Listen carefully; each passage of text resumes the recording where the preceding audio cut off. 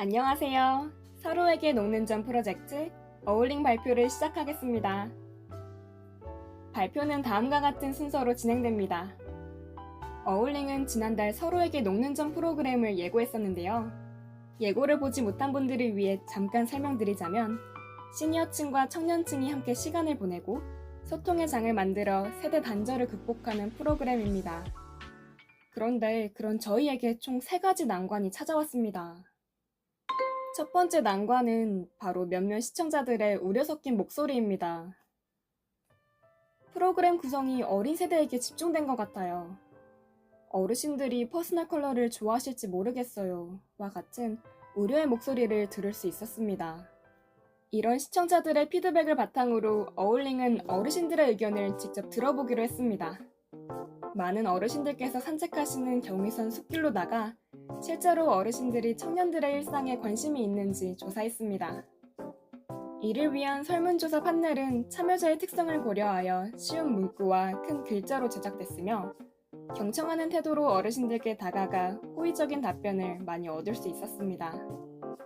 그 결과 어르신들은 청년들이 무엇을 먹고 다니는지 그리고 휴대폰으로 뭘 하는지에 대해서 주로 관심을 보이셨습니다.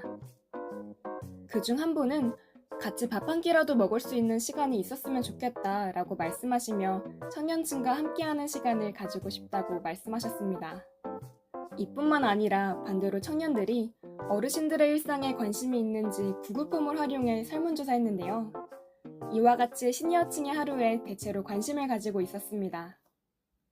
그러나 저희에게는 두 번째 난관이 남아 있었습니다. 바로 저희 프로그램의 장소와 출연진 섭외에 모두 실패했다는 것입니다. 컨택을 시도한 마포군의 노인복지기관들은 추후 확인 후 연락 주겠습니다 라는 답변만 남긴 채 아무 소식이 없었습니다. 어울링은 왜 자꾸 컨택이 실패했던 걸까요? 저희는 그 실패 원인을 파악하기 위해 컨택에 가장 호의적이었던 마포 어르신 돌봄 통화센터에 인터뷰를 요청했습니다. 어울링의 PM과 컨택 담당은 프로그램 예비 출연자라고도 할 수 있는 기관 담당자, 사회복지사 등 총 3분과 인터뷰를 진행했습니다. 기관에서는 여러 가지 날카로운 피드백들을 주셨는데요. 대표적으로 프로그램이 진행되는 날씨와 예산에 따른 현실성 문제, 기획 의도와 다른 편향적인 부분, 구체적인 대상 설정 등 어울링이 놓친 부분을 말씀해 주셨습니다. 이런 전문가의 피드백 덕분에 어울링은 한층 더 완성도 있는 기획과 컨택을 향해 달려갈 수 있게 되었습니다. 마지막으로 저희의 3번째 난관은 프로그램 방향성이었습니다. 초반 어울링은 나들이와 같은 야외 활동을 기획하여 어르신들과 함께 즐길 수 있는 프로젝트를 진행하고자 했습니다. 그러나 기관 측은 한 가지 제안을 주셨습니다. 예산 지원과 야외 활동 대신 어르신들의 이야기를 들어드리는 실내 활동 프로그램을 진행한다면 같이 협업할 의향이 있다고 말씀해 주셨습니다. 이로 인해 컨택이 어려워도 기존 기획 의도를 유지하자는 입장과 빠른 컨택을 위해 기관의 요구를 수용하자는 입장 차이가 생겼고 방향성을 다시 잡고자 긴급회의를 하게 되었습니다. 그 결과 어울링은 원하는 프로그램을 정규 편성하기 위해선 그 전에 파일럿 프로그램을 통해 경험을 쌓고 시청자와 참여자들의 반응을 살펴야 한다는 결론을 내렸습니다. 소통과 공감이라는 기획 의도에 맞게 시니어층과 자연스러운 대화를 이끌어 나갈 수 있는 보드게임 형태의 단기 프로그램을 기획했습니다.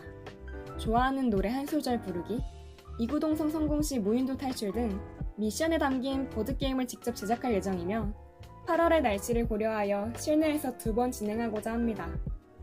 이로써 9월 정규 프로그램과 함께 편성될 수 있도록 하는 것이 저희 목표이며 만약 장소 섭외에 실패했을 때에는 복지관이 아닌 문화시설 및 팬덤 등 컨택하는 단체의 범위를 확장하고 심층 조사를 이어가기로 했습니다.